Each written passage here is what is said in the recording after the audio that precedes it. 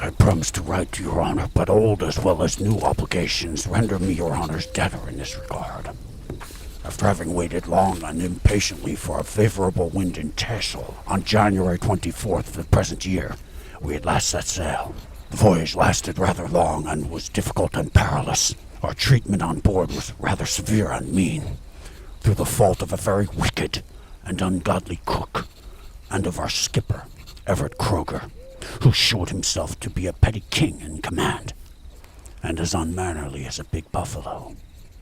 But I feel the more sorry on account of my poor wife, for she was with child. We reached here only the 7th of April, much tired out. 5 weeks after our arrival, she was, in her delicate condition, seized by a malignant disease, and departed this life, and fell asleep with the Lord. And now what shall I say? The Lord has done it. I must bear it. And what reasons have I to object? For all things work together for good to those that love him. I pray the Lord that neither through this nor through any other trial I shall lose the courage I need so much in this ministry, in order that my work, or rather his, may be successful. Food here is scanty and poor. Supplies of butter and milk, etc., are difficult to obtain, owing to the large number of people and small number of cattle and farmers. For to be fed continually from the fatherland is difficult, expensive, and hazardous. The domestic animals, especially pigs and sheep, are increasing considerably. The cows, however, several of which died in the beginning, are too few in number to increase very much in a short time. 10 or 12 farmers, with cattle and land in proportion, would be sufficient to help us out of all difficulties. True, this island is the key and principal stronghold of the country, and needs to be settled first, as is already done, but it is somewhat less fertile than other spots, and gives more trouble on account of the multitude of roots and shrubs and trees. We have recently explored some favorably situated lands more closely, which have good soil, and which, on account of their proximity, could be easily protected. If the Lord's masters, being now informed about this, would agree to send us cattle and people, we should be, humanly speaking, secure.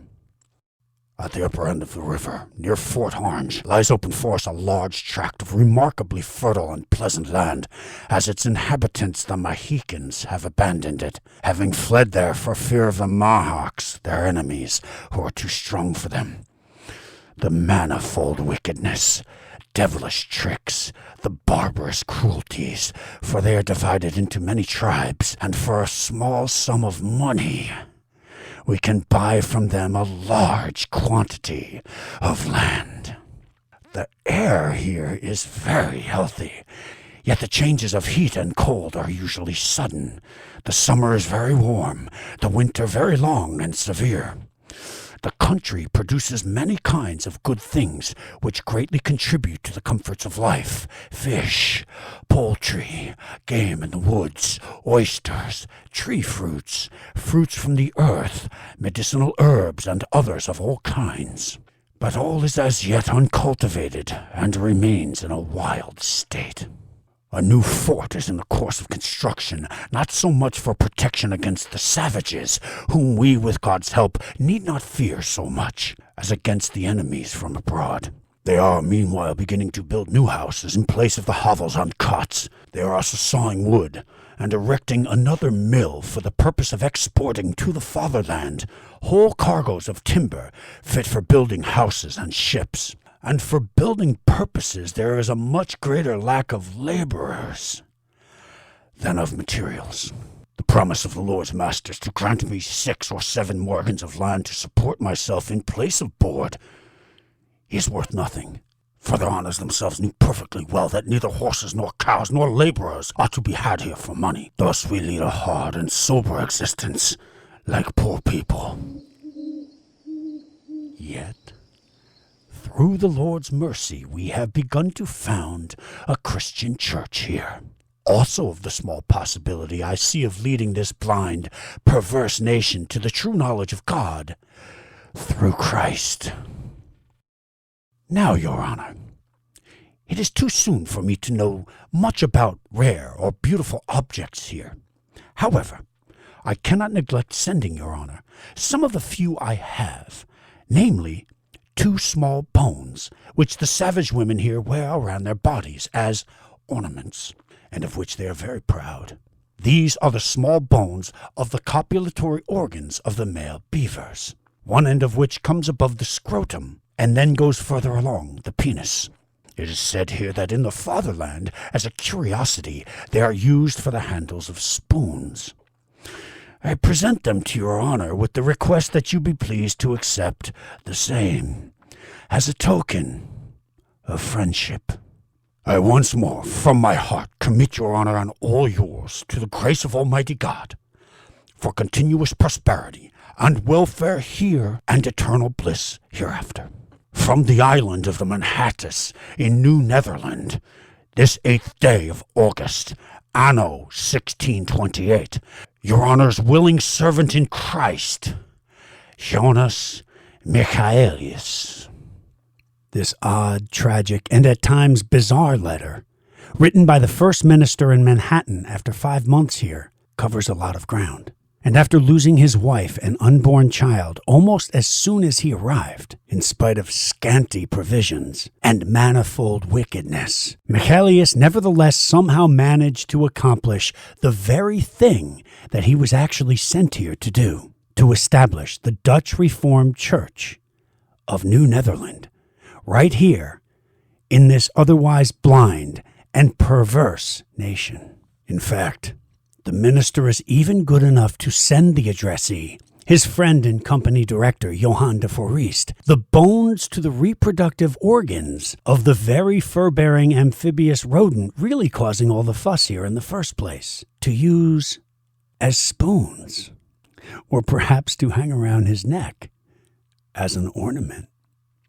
And by August of 1628, this increasingly complicated colony with this increasingly complicated first minister is about to become infinitely more complicated as exponentially more eyes and ears begin focusing on this strange new world. And as this cranky cleric pledges allegiance not only to the grace of Almighty God, but also to the grace of the Almighty Company, the only thing that is certain is that all hell is about to break loose on this still unregulated but increasingly embattled island of the Manhattas.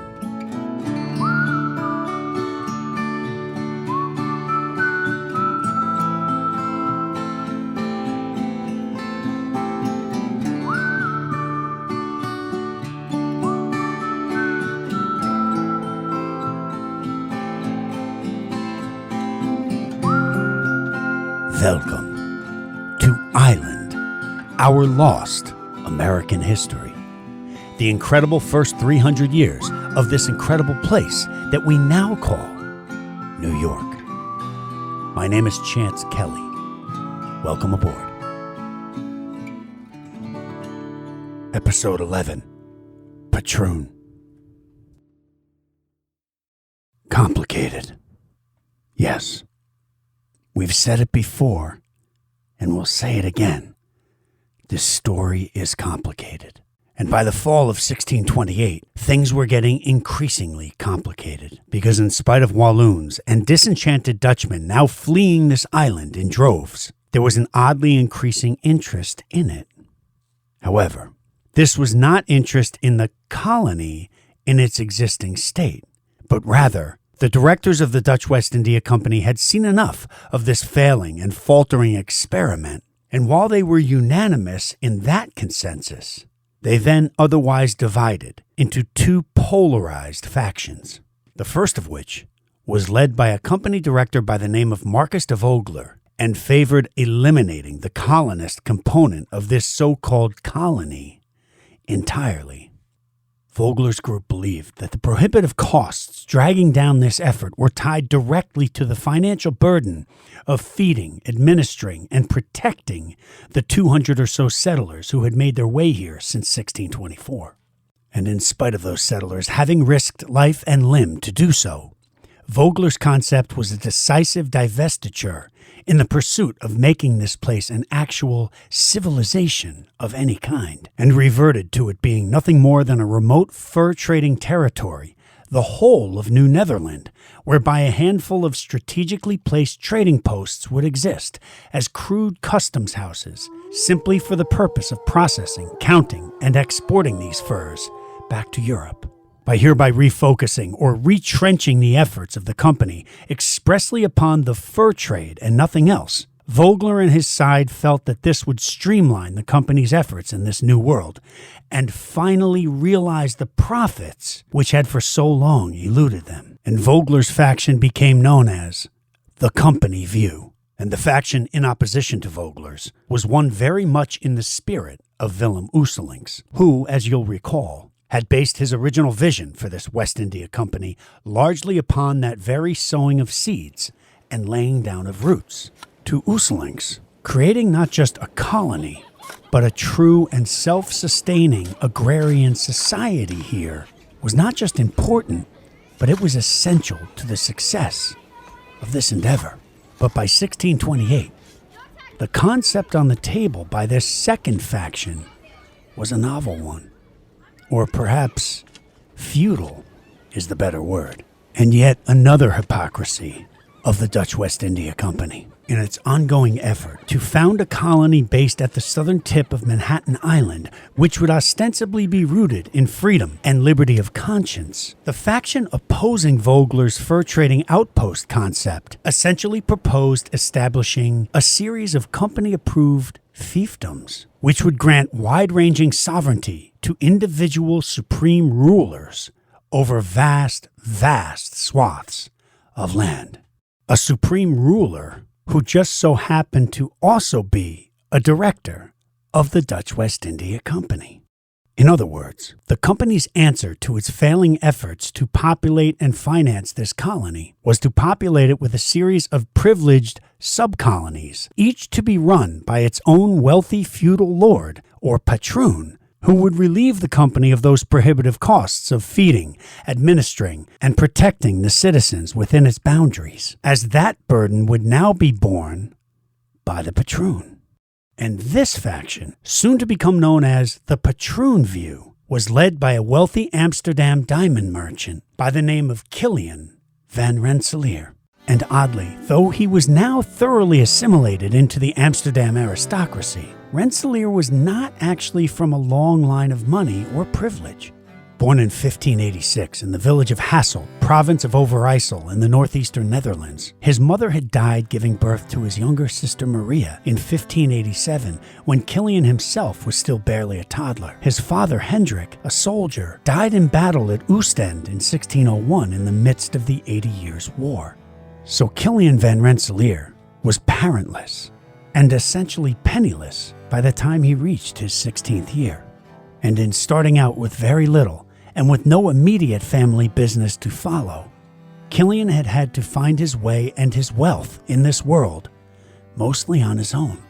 So the young, hungry orphan became keenly focused on the available opportunities before him. And so when an apprenticeship with Amsterdam diamond cutter Wolfert van Byler presented itself, the 18-year-old Kilian somehow knew that this would be the key to his future and to his fortune. So by the time Willem Usselink's had finally forged his vision for this Dutch West India Company into action by 1621, Kilian van Rensselaer had made himself an established, respected, wealthy diamond merchant, laser-focused on the sensitive nature of business and profit since his tumultuous and parentless teen years. So much so that Rensselaer was even selected as one of those few privileged members of the Amsterdam Chamber to serve on de Heren 19, or the Gentleman 19, which was essentially the ruling class of the wider group of directors overseeing the company. And the energetic and outspoken young Rensselaer made his ideas clear to them all. There are many people in the Dutch Republic who would like to invest their capital in New Netherland if the company would admit other colonies.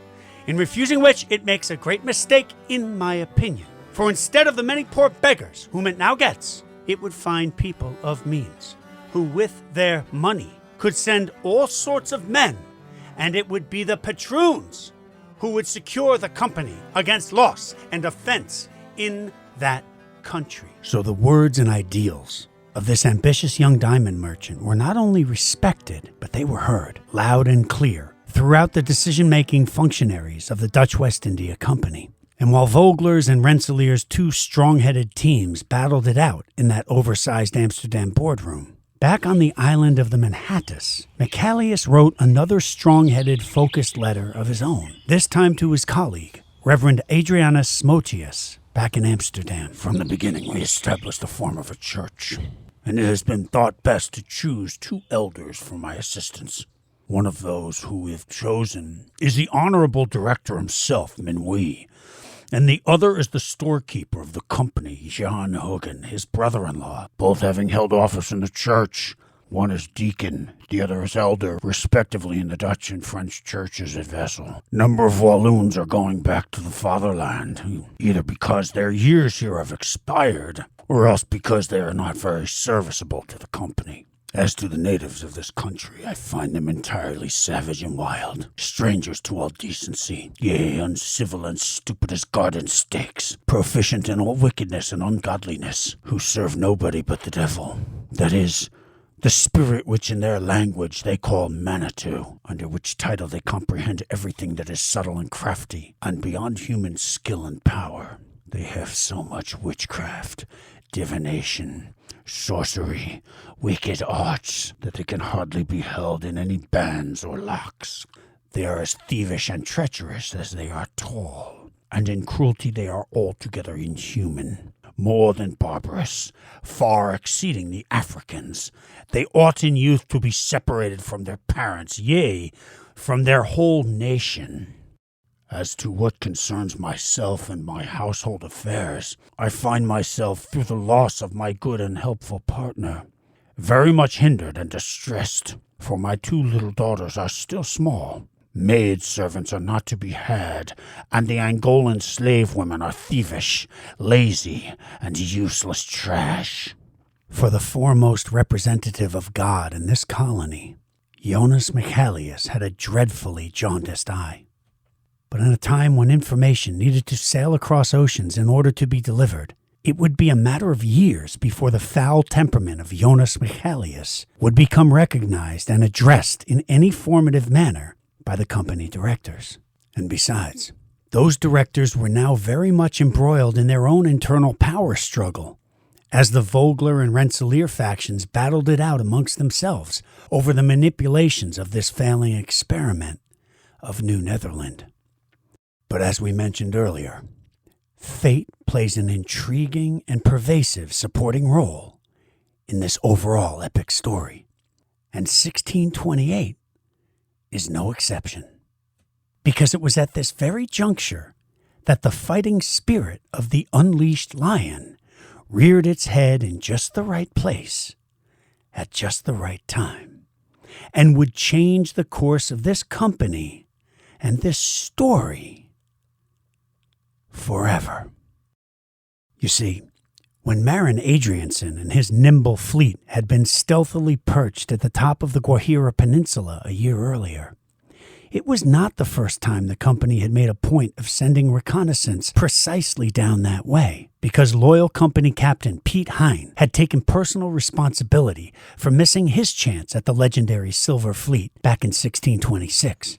When he and his allotted flotilla of 14 ships had to fall back to the tiny island of Dry Tortugas off the western coast of Florida as the fabled Spanish Silver Fleet passed as an armada of over 40 ships. Masters, it so grieves my heart to have let so beautiful an opportunity slip through my hands, lamented the proud, humble captain who had served the Dutch Navy with honors since he was a 16-year-old boy.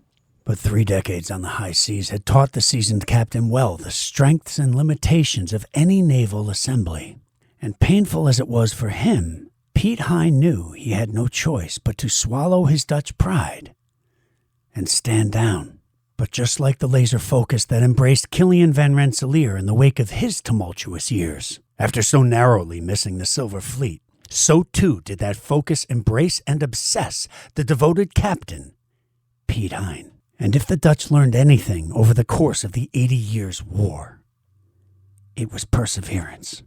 In this grand design, it had become company policy to direct Piet Hein, Marin Adrianson, and any available vessels passing through the West Indies to stay closely attuned to the actions, movements, and sailing patterns of the Spanish in these waters. And that is exactly what they did for years. Focused on the specific patterns of these Spanish and Portuguese vessels to those 2 mining centers in Veracruz, Mexico, and Lima, Peru, and their specific sailing habits and timelines in transporting the silver back to Seville, Spain. And on the morning of September 7th, 1628, as Captain Juan de Benavides guided his fleet of slow-moving, massively laden ships out of Havana for the open ocean, Piet Hein took that opportunity to present himself and the 31-ship Dutch armada of over 3,000 armed and able men that Kilian van Rensselaer and the other 18 of de Heren 19 had issued him. And so when Captain de Benavides retreated into the dead-end bay of Matanzas, he had unwittingly dealt Habsburg Spain a blow that they would never recover from, and simultaneously ushered in a spiritual and financial boom like the Dutch had never known. And this time, the investment of company capital would pay off. Big time. Because suddenly, after decades of planning and waiting, the Spanish Silver Fleet now belonged to the Dutch West India Company. Because this unleashed lion had reared its head once and for all and taken hold of the singular goal of this entire grand design at exactly the perfect moment. With over 12 million guilders worth of silver, this was more than the total capitalization of the company altogether, and more than the entire gross national product of the Dutch Republic. And this single action advanced not only the West India Company, but in fact the entire Dutch Republic into a new level of wealth, spirit, and ability. The stockholders enjoyed a 50% dividend following this event, with de Heren 19 receiving over 70,000 guilders to split amongst themselves, several $1 million in modern value, for this one-day triumph by company employee Piet Hein. This is the equivalent of someone making over $1 billion for their company in one day, and it was enough to make Piet Hein immortal. As our friend Professor Wim Klooster has told us, It's so unprecedented that when Piet Hein arrives in the Netherlands, he is greeted as some kind of an Olympic hero or some kind of a sports star who has, won the World Cup. So there are enormous crowds everywhere. And not for nothing is there still a song today being sung about Piet Hein. yeah, and the how does it go Silverfleet. again? How does it go? Well, it goes like this. Heb je het al gehoord van de zilveren vloot? De zilveren vloot van Spanje. Heb je van de zilveren vloot al gehoord? De zilveren vloot van Spanje. Die had er de Spaanse machten aan boord en appeltjes van oranje. Piet Hein, Piet Hein, Piet Hein, zijn naam is Hein. Zijn naam is The whole audience, and this is usually sung in a soccer stadium. Right, in the Dutch. soccer crowds do it. Keep going. In the last minutes when it's clear that the Dutch team is winning.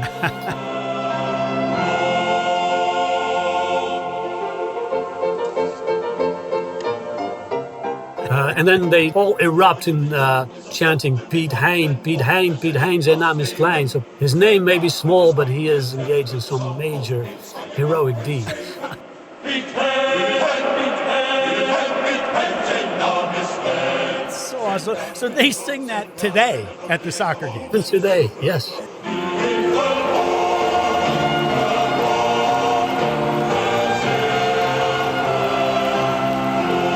And Dutch historian P.J. Van Winter has discussed what he calls the Silver Fleet effect that included a surge of volunteers, largely among orphans out of the Netherlands, who in their own zealous worship of the now legendary Piet Hein would abandon their appointed apprenticeships in favor of entering the service of the Dutch West India Company. The call to action was infectious. In fact, even that theology student, Evert Bogart, back in Leiden, found himself caught up in it and was now applying to go abroad as a krankenbezoeker, or comforter of the sick, just like Bastian Jansen Kroll had been, which was often a stepping stone to becoming ordained. And young Evert, still only 23 years old, had indeed become greatly inspired by this Silver Fleet effect. So much so that this ambitious man of God thoroughly craved adventure and purpose on the western half of the planet, in the glorious example laid down by the heroic Piet Hein. As author Oliver Rink tells us, the news of Admiral Hein's triumph affected the general mood of the Amsterdam Chamber, and the contrary-minded directors of the New Netherland Commission could not prevent a review of the Patroon ship plan for the colony.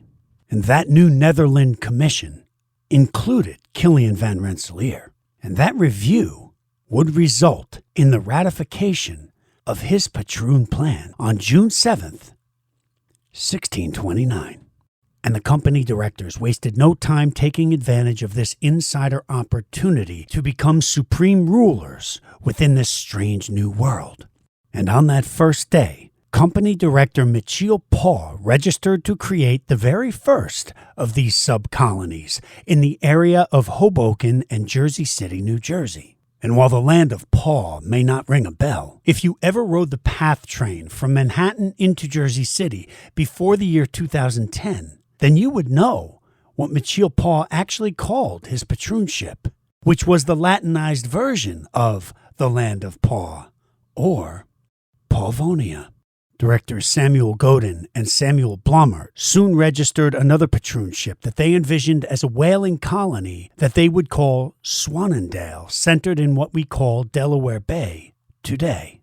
But the most prolific of all of the Patroons is the only one whose sub-colony would last, the singular mastermind of this concept himself, Kilian van Rensselaer, who through this program would become the namesake to his Patroon ship, which would grow to over 1 million acres, enveloping the entirety of today's Albany and Rensselaer counties. And the Silver Fleet effect resonated across the Atlantic to the island of the Manhattas, where Minuit and his council, backed by a fully rejuvenated company, initiates even more capital projects, including the construction of a 1,000-ton man-of-war ship aptly named the New Netherland, to act as the colony's premier privateering vessel. And interestingly, even Rensselaer's nephew, Wouter van Twiller, the son of his sister Maria, an unimpressive and inexperienced 23-year-old, still not a legal adult, was granted a patent for a large plantation near Sapocanacan. This Silver Fleet effect even beckoned souls being further oppressed in other failing English territories, when an exhausted young boy named Rutger Morris appeared in Manhattan one day, having bravely fled the bondage of English servitude at Jamestown, and now, before the righteous Walloon Pierre Minuit, finding that for the first time in his young tragic life, timing was finally on his side. Because in short order, Minuit learned that this bright but famished young man could be of use to the colony in more than one way. For one, as the colony's drummer boy, and two, as the premier cultivation consultant for Minuit's latest profit center, tobacco. And while Rensselaer was happy, so was Minuit, as he and Kilian were very much on the same page in this newly refreshed colonial experiment of New Netherland. But unfortunately, The two opposing groups had hardly merged, with Vogler's Manhattan faction being led by the new provincial secretary, Jean Ramun, who would replace Isaac de Ressier and waste no time teaming up with Michaelius. And the hard truth is that this increasingly coveted green, fertile, so-called colony was in fact now a tinderbox on the precipice of an inferno of fire and brimstone on this wild and increasingly bifurcated island of the Manhattan.